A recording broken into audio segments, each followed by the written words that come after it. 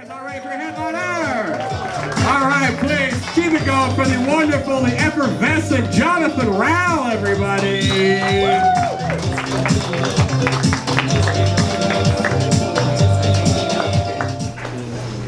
Thank you.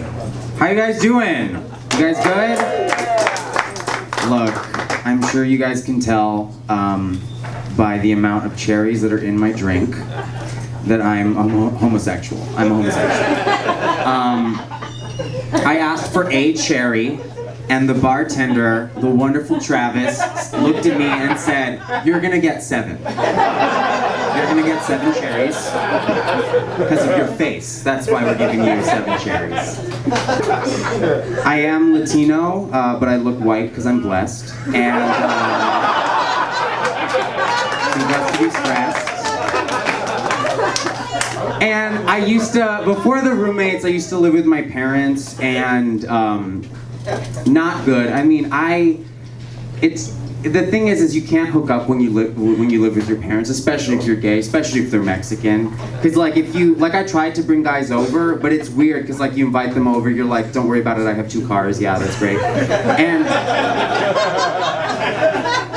then you invite them in and you can't turn on the light, because if you turn on the light in Mexican households, like you know how there's a wall here, how you can see it? That would never happen. In Mexican households, they like the wall to be completely covered with photos of your ancestors. That's what they want. They don't want to see the wall. They want to see everyone who birthed you throughout the generations just staring down at you. You know? And it was hard because they didn't have Wi-Fi, you know? They just had a cactus. That's all they had. I'm just saying, it's hard to be a white guy who still lives at home with his Mexican parents, okay? It's hard. It really is. I think if you look white but you're Mexican, I think you have a duty, because you benefit off of like looking white, you know what I mean? I think your duty, you know, and this goes to all the white-looking Mexicans out there, your duty is to navigate through the world and be like an undercover Mexican. Like a double agent. That's what your duty is. What else are you good for? You know what I mean? Like, I was in Grand Rapids, Michigan doing some shows, and there was a girl driving me around, and she was just showing me around the city, and she was like, "Oh yeah, this is like the worst part of Grand Rapids. This is like where all the fucking Mexicans live." And I was like in the same car with her. And you know what? I wasn't even offended. I was just proud that my people made it that far north. That's far. That's almost to Canada. You know? And I know my vibe, like, I know that you guys are looking at me and you're thinking, like, my vibe is like Pasadena, you know what I mean? Like, that's my vibe. Like, that's generally my vibe. I'm out at the Paseo. Like, that's what I do, you know? But where I come from, like, my family is like ratchet. I'm like an exception. I just like jetate out, you know? I'm worried about like the type of like older gay guy I'm gonna be, you know? Cause like I don't want to be like a sad old gay dude. Cause we've all seen like sad old gay guys, you know what I mean? They look like gaunt. It's like the Theo that you didn't like, that you never talked to, you know what I mean? Like, it's like the dude with the one earring, and he's like 57, but he's wearing cargo shorts for some reason still. You're like, damn, that is sad. Like, I don't want to be that, you know? I want to be like, LA has a lot of like rich gay guys. Like, I want to be like them, you know? I want to be like a successful old gay dude, you know? Like, I think like when I'm 65, I hope that I'm like rich as fuck. I want to be filthy rich. And I'm gonna definitely be obese because I think there's power in obesity, you know? Like, you know, I'll be like the new Fluffy, like that'll be like, you know, I'll be like Fluffy with like neck movements, like that'll be me. By the way, that's how I knew I was gay. I looked in the mirror and I was like, oh, like that, and then he was like, oh, great. But like, I'll be rich, and I'll have like, I'll be so big that I'll only wear muumuus, you know? but it'll be a luxury. Like, I'll be grateful for it, you know? Like, and each moo will be so intricate that, like, a single moo to make one will employ a village for a year, you know? Like, that's how... And I hope each year that I'm gay, I get more sassy, you know? Because, like, sometimes I can be straight, sometimes I can be gay, and I feel like each year I just, like, let go and just get more gay and more gay. So I hope, like, when I'm 65, I can, like, I'm just, like, walking around, like, gay as fuck, like, saying sassy stuff, like, oh, what, you guys are gonna fucking ignore me? Like, stuff like that, you know? It's, like, obese, my Guatemalan children are, like, running around, you know? In and out of my moo-moo, you know? But a lot of gay guys, like, it's rare, like, even if they're sad, it's rare for a gay guy to get old. Because historically, gay guys get killed or they die of AIDS. Or, guys. What if I was like, how dare you? You know. They get old, they die of AIDS, or they kill themselves, or they get killed. You know what I mean? Like, they don't get old. So even if you see a sad gay guy, you have to give them props because it's like, wow, you lasted this long. You know, imagine being 65, you're old, and all of your friends are dead, you know?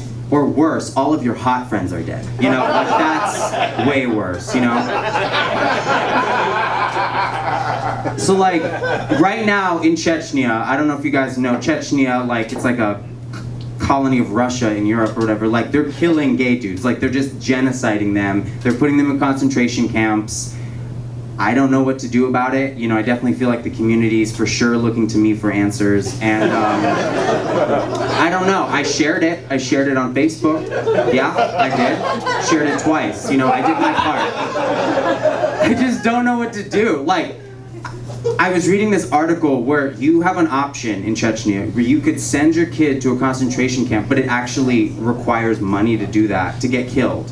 Or you can kill him yourself if you want at home. So this uncle pushed his gay nephew off a balcony, which is horrifying. However, it's also kind of the gayest way to kill someone. You know what I mean? Just like, die, you know? Get out. Like, that's Jafar level gay. He probably, like, floated forward and, like, pushed him off.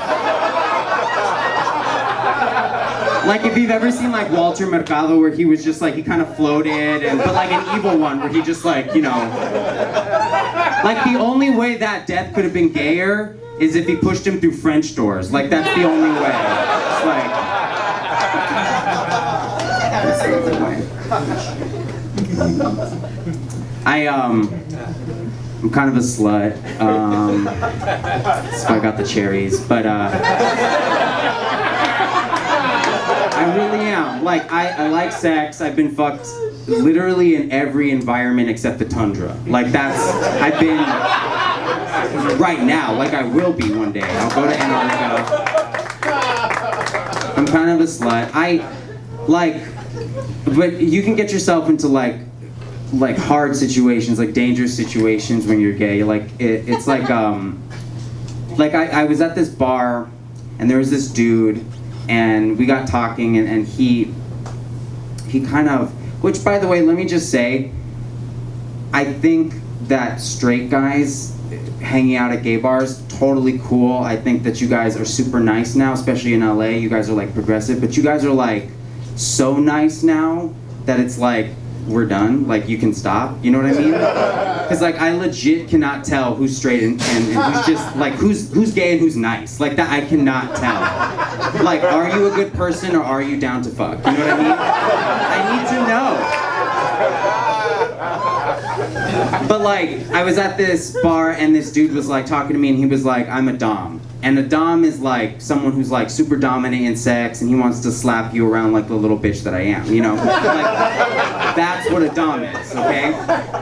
And I was like, of course, like let's do it, you know? Like, he was literally this short, but like as he was talking to me, I was like getting shorter, like, so we went back to my apartment. We start fooling around and he starts to dom all over me, you know, which is, you know, he like spits on you, he bites you, he slaps you around, you know, he's doming on you, you know, and I'm all loving it, you know, And then he decides, before we get to like full-on sex, he decides, you know what? I changed my mind. Can you dom me? Like, you be the dom.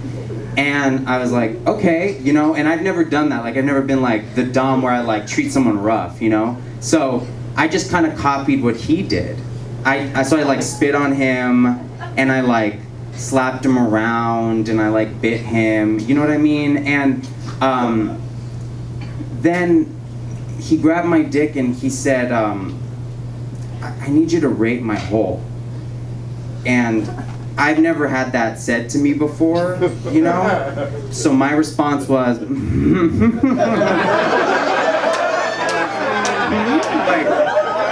don't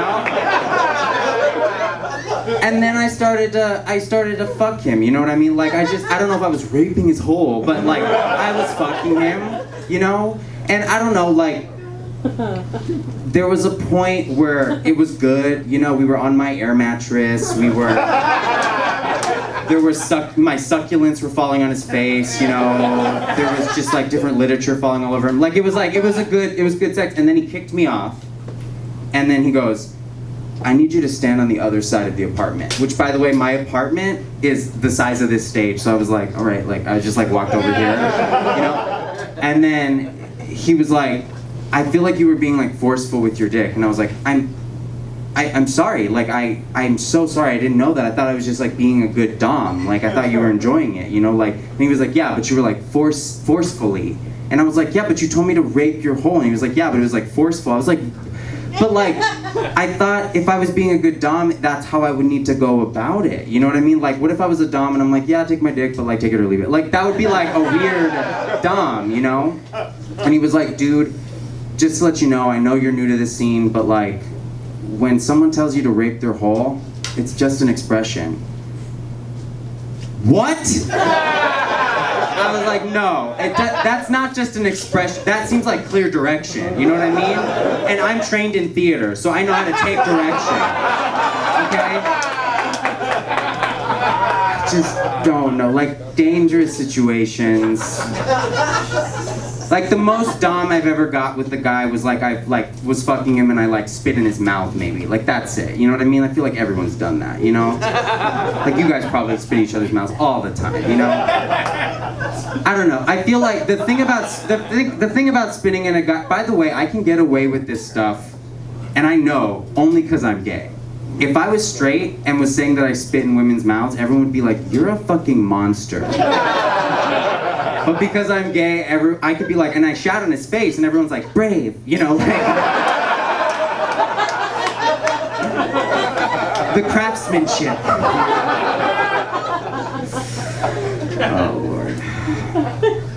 But I used to be like really unsafe, like I used to like not, like I swear to God, try to use a condom, but when I hold a condom, the winds in LA, like the Santa Ana winds, it sweeps it away. Like, I'm like, oh, like I try to, but it sweeps it away always. I don't know. I try to, but it's fucking hard. But you should do it. I know that I make look gay glamorous, but you should definitely use a condom. I don't know. I used to go get tested and just be so afraid, just like sitting there in the waiting room, just thinking like, fuck, like what could I, you know, this could like change my life right now, you know?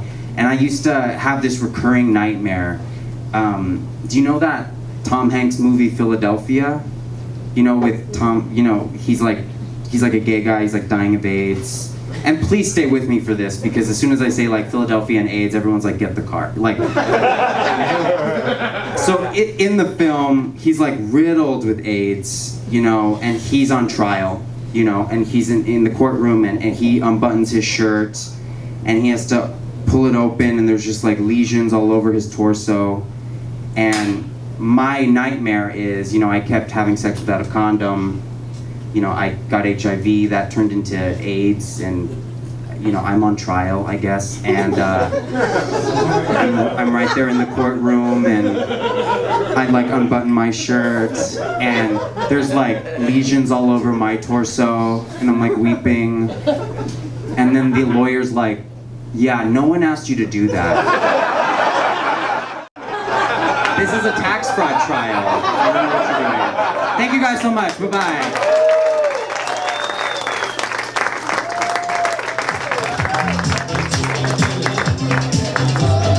Keep it going for Jonathan Rowell, you guys.